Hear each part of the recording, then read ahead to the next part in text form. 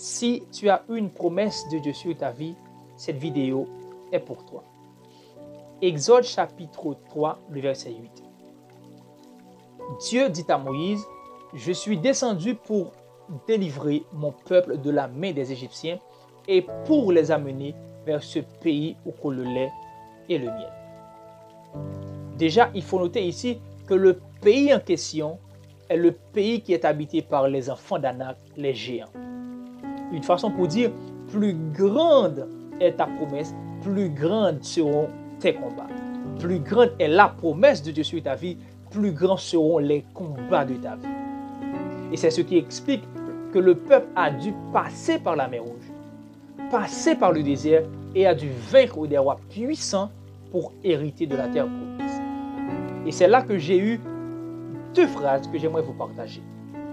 La première, pour arriver là où il t'a montré, là où Dieu t'a montré, il te faudra passer par le chemin qu'il a tracé.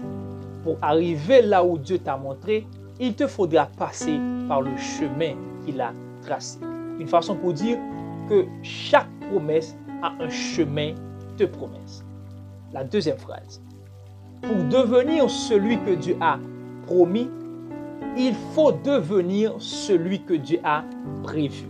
Pour devenir celui que Dieu a promis, il faut devenir celui que Dieu a prévu. Pourquoi? Parce que la promesse, c'est comme une serrure ayant une seule clé.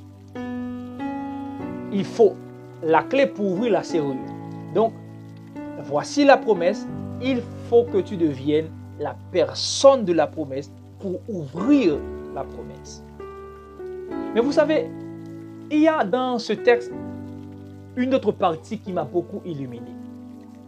C'est la façon dont Dieu a décrit la terre promise. Pays où coule le lait et le miel. Mais le choc m'a été donné lorsque j'ai lu le livre de Josué.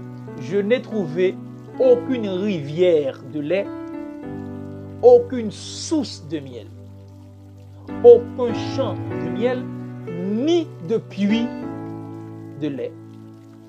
Et c'est là que j'ai été illuminé pour comprendre que Dieu donne le produit brut.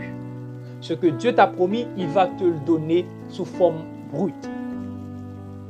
Et c'est là que j'aimerais dire à quelqu'un, si aujourd'hui Dieu te promet un poulailler et que demain il te donne des œufs, ne mange pas ces œufs sous prétexte qu'après-demain il va te donner le poulailler. Car c'est de ces œufs que Dieu avait prévu de faire sortir le poulailler. Demeure béni, c'était frère héritier Génération Cœur de Lumière. À la prochaine.